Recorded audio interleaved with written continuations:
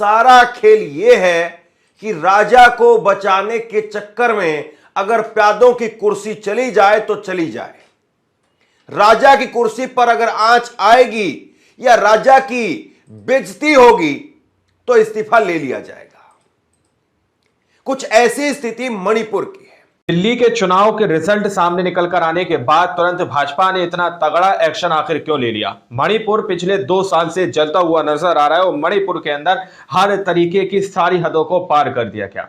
अब प्रधानमंत्री नरेंद्र मोदी जी ने सीधे तौर पर, या फिर यूं कहिए कि भाजपा ने मणिपुर के सीएम का इस्तीफा ले लिया दोस्तों। लेकिन इसी बीच सवाल तो ये बड़ा खड़ा हो रहा है कि आखिर उनका इस्तीफा क्यों लिया गया। और दूसरी बात दोस्तों, क्या इसके अंदर भाजपा ने साजिश रची थी मणिपुर के अंदर दंगे की? दोस्तों जो खबर सामने निकल कर आ रही है, एक ऑडियो टेप जब से सामने निकल कर आया है तब से भाजपा के अंदर कहीं ना कहीं खलबली मची हुई है। कहीं ना कहीं गृह मंत्री अमित शाह जी की बात जो उस ऑडियो टेप के अंदर सुनी जा रही है उससे भाजपा के अंदर हड़कंप भी मचा हुआ है। हमारे साथ वरिष्ठ पत्रकार मौजूद है धर्मेंद्र सिंह। आप उनकी इस रिपोर्ट को जरा गौर से सुनिएगा और देखिएगा कि आखिर क्या कुछ मणिपुर के अंदर पर्दे के पीछे चल रहा था जो अब आकर 2025 में सामने निकल कर आया है। नमस्कार दोस्तों। मणिपुर में एन बीरेन सिंह भाजपा के मुख्यमंत्री ने इस्तीफा दे दिया। लेकिन यह इस्तीफा क्यों हुआ? भाजपा के अंदर तो इस्तीफे ही नहीं होते हैं।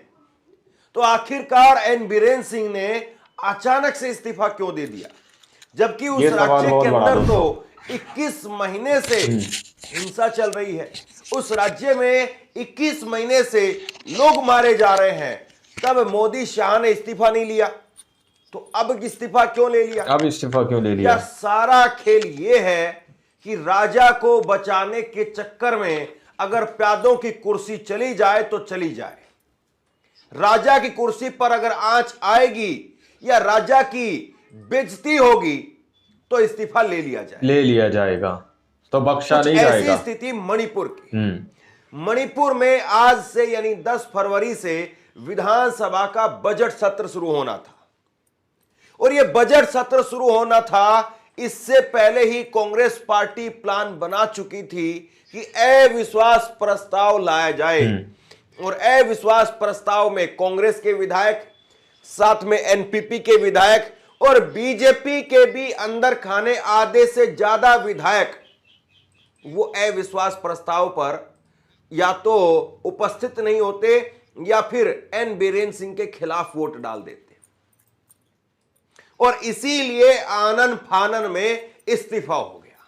बताइए एन बीरेन सिंह का जो पर्दे के पीछे की कहानी है वो निकल करके सामने आ रही है। मैं आपको बताऊंगा एक एक करके सिलसिलेवार तरीके से। जरा आप ये इंडियन एक्सप्रेस अखबार की खबर देखिए।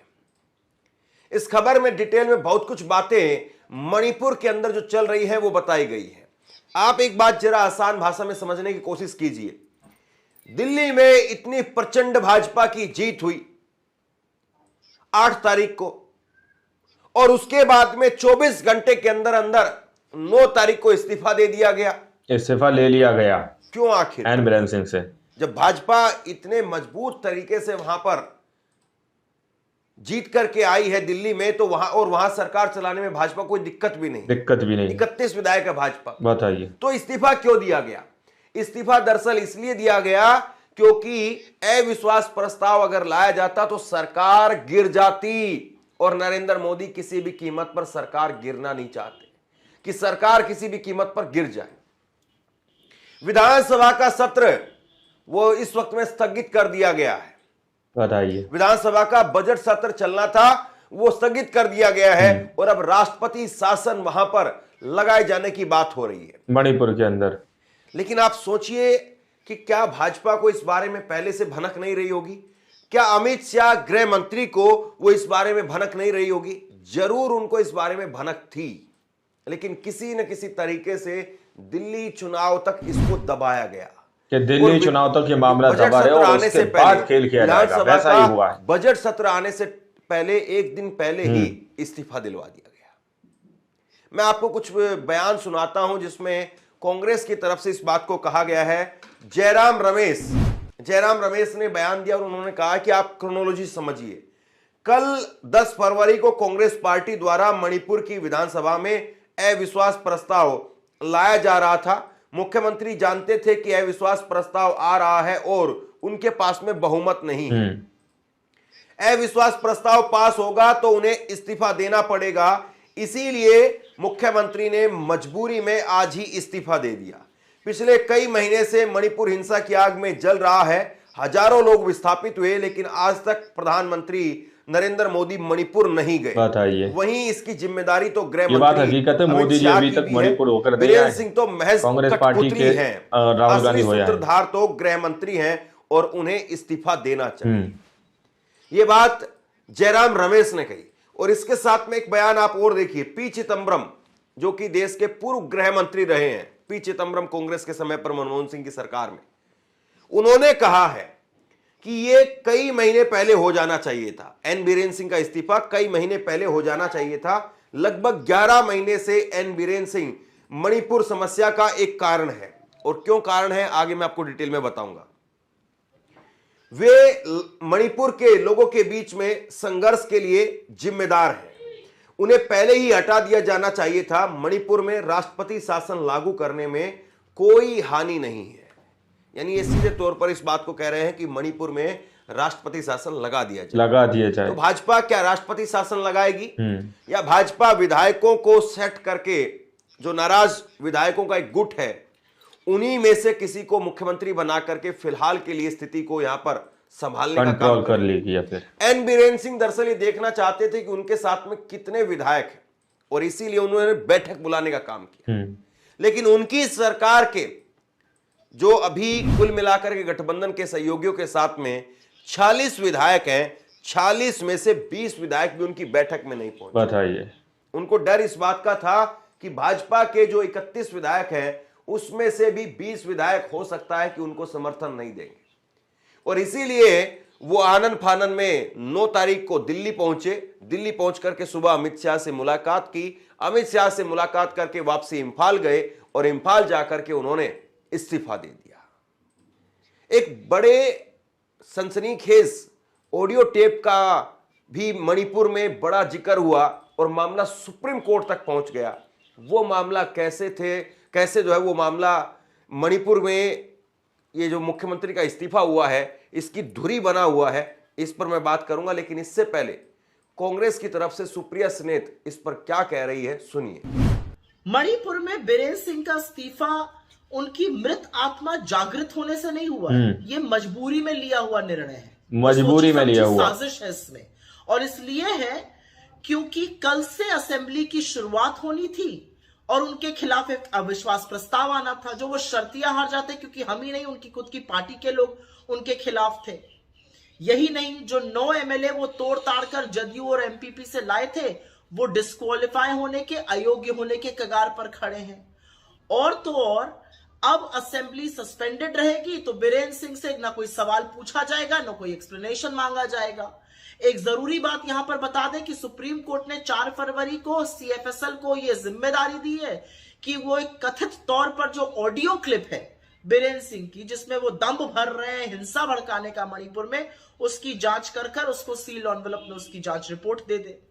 इन सब चीजों के चलते हुए एक सोची समझी साजिश ऐसा लग रहा है जिसके तहत ये इस्तीफा हुआ है।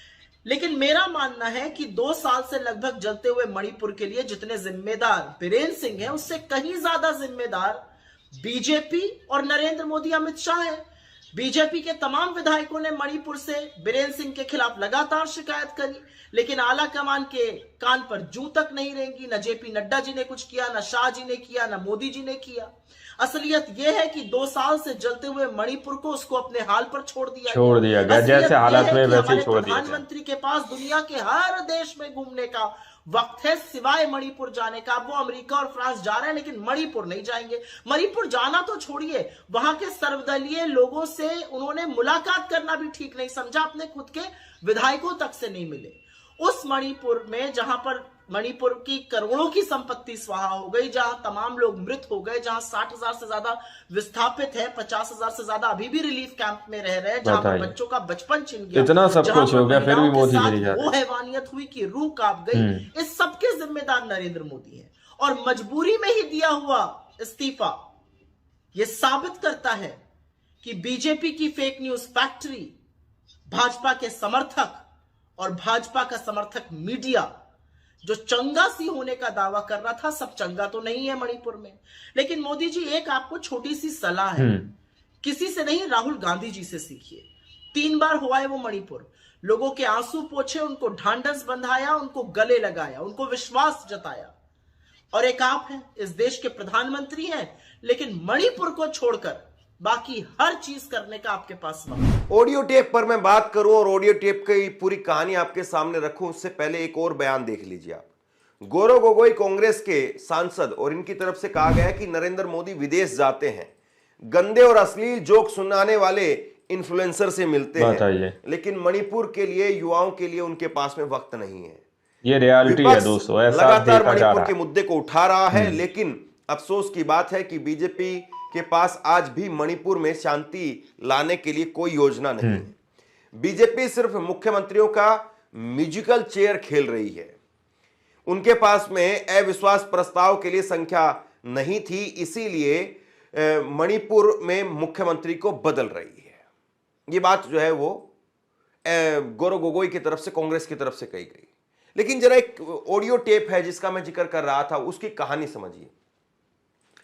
एक ऑडियो टेप आती है, दावा किया जाता है कि इस ऑडियो टेप के अंदर जो आवाज है वो एन बीरेन सिंह की है, और दूसरी तरफ जो आवाज है वो गृह मंत्री अमित शाह की है। दावा तो यह भी किया गया ये रची हुई साजिश है। अमित शाह ने एन बीरेन सिंह से कहा कि बीरेन तू बम मारता है, और उसके बाद में एन बीरेन सिंह वो अपने राज्य के डीजीपी को बुलाते हुए उस टेप में सुनाई देते हैं और उसको कहते हैं कि अभी जब तक गृह मंत्री अमित शाह राज्य के अंदर है तब तक तुम बम मत मारना, चुपके से करो, ऐसे खुलेआम मत करो। ये ऑडियो टेप जो है वो खूब वायरल हुई।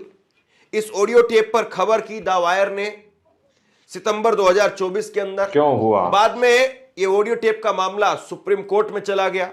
सुप्रीम कोर्ट ने नवंबर 2024 में इस पर सुनवाई की। ये सवाल बहुत बड़ा लेकिन दोस्तों, बीजेपी तब भी इस्तीफा लेने के लिए तैयार नहीं थी। बीजेपी तब भी जो है वो एन बीरेन सिंह के साथ में ही खड़ी हुई थी। लेकिन बीजेपी को जो अब डर लगा वो अविश्वास प्रस्ताव का था, क्योंकि कांग्रेस पार्टी के 5 और एनपीपी के 6 विधायक और उसके साथ में बीजेपी के आधे विधायक, करीब करीब 19 विधायक, वो अविश्वास प्रस्ताव के साथ में एक साथ आ सकते थे और वहां पर भाजपा की सरकार गिर सकती थी। लिहाजा आनन फानन में फैसला लिया गया तो बख्शा नहीं जाएगा, का इस्तीफा ले लिया जाए। वरना आप बताइए कि एन बीरेन सिंह 21 महीने से 3 मई 2023 से उस राज्य के अंदर हिंसा भड़क रही है। पहली बार वो जून 2023 के अंदर अपना इस्तीफा देने की बात करते हैं, लेकिन उस इस्तीफे को फाड़ दिया जाता है उनके समर्थकों के द्वारा। तब भी इस्तीफा नहीं हुआ। मणिपुर के अंदर हालात बद से बदतर होते चले गए। थानों को लूट लिया गया, बंदूकें सरेआम पहुंच गई और उसके साथ साथ महिलाओं की इज्जत लूटी। वो देश कैसे भूल सकता है? कैसे महिलाओं की अर्धनग्न करके वहां पर परेड निकाली गई, नग्न करके परेड निकाली गई। अगर मैं ये भी कहूं तो शायद गलत नहीं होगा। बताइए, सैकड़ों से ज्यादा लोगों की जान चली गई। कितने लोगों की जान गई है शायद ही कभी हमें हकीकत में पता चल पाए। लेकिन नरेंद्र मोदी, अमित शाह ने कभी इस्तीफा नहीं लिया। मोदी ने कभी मणिपुर के अंदर यात्रा भी नहीं की। फिर से वो इस देश में नहीं है, वो फ्रांस में चले गए। वो अलग अलग देशों की यात्रा करते रहे, घूमते रहे, लेकिन कभी मणिपुर नहीं गए। सोचिए मणिपुर के लोगों का दुख दर्द कैसा होगा। इस्तीफा ले लिया गया भी क्या मणिपुर के लिए वाकई ये जो इस्तीफा लिया गया है इससे मणिपुर के हालात को सुधारने के लिए काम किया जाएगा, या मणिपुर में सरकार को बचाने के लिए ये इस्तीफा लिया गया है? ये अपने आप में बहुत बड़ा सवाल है। शेयर कीजिए इस खबर को और सोचिए। बीजेपी के ऊपर एक तरह से तरस आता है कि जो बीजेपी 18-20 राज्यों में सरकार चला रही है, वो बीजेपी एक राज्य में हिंसा भले ही होती रहे, बताइए, एक राज्य के मुख्यमंत्री की कुर्सी पर अपने ही लोग उंगली भले ही उठाते रहें, लेकिन हम इस्तीफा नहीं लेते हैं।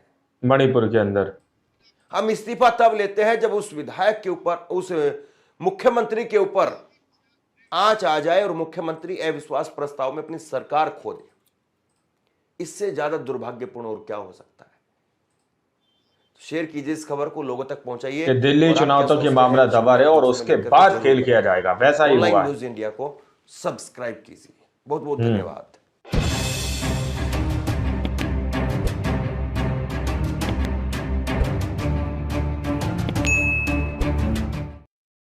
दोस्तों, आप लोगों ने इस वीडियो को शुरू से आखिर तक देखा। वीडियो के अंदर साफ तौर पर बात की गई है कि किस तरह से मणिपुर के एन बीरेन सिंह जो कि सीएम थे, उन्होंने आनन फानन में इस्तीफा दे दिया। दोस्तों, अविश्वास जो प्रस्ताव लाने की बात कही जा रही थी, उसमें कहीं ना कहीं सवाल या निशान देखने को मिल रहे थे। और जो अब ऑडियो टैप मणिपुर को लेकर सामने निकल कर आया है, उससे कहीं ना कहीं भाजपा भी कटघरे में खड़ी होती हुई नजर आ रही है। मणिपुर को लेकर सवाल यह पूछा जा रहा है कि पिछले 2 साल से जब मणिपुर आग के अंदर झुलस रहा था, वहां पर हर तरीके की सारी हदों को पार किया जा रहा था, उस वक्त भाजपा ने कोई लीगल एक्शन क्यों नहीं लिया? जबकि भाजपा के अंदर के कई नेताओं ने भाजपा के ऊपर, यहां तक कि प्रधानमंत्री गृह मंत्री अमित शाह के ऊपर भी दबाव बनाया। बहुत सारे नेता ये चाहते थे कि एन बीरेन सिंह को वहां से हटा दिया जाए, एन बीरेन सिंह का इस्तीफा ले लिया जाए, लेकिन मणिपुर को उसके हालात पर छोड़ दिया गया। अब जिस तरह से यहाँ पर धर्मेंद्र सिंह बता रहे हैं कि एक ऑडियो क्लिप सामने निकल कर आई है, जिसमें गृह मंत्री अमित शाह और एन बीरेन सिंह यानी कि मणिपुर के सीएम बात करते हुए नजर आ रहे हैं। और दावा यह किया जा रहा है कि गृह मंत्री अमित शाह ये कह रहे हैं कि बीरेन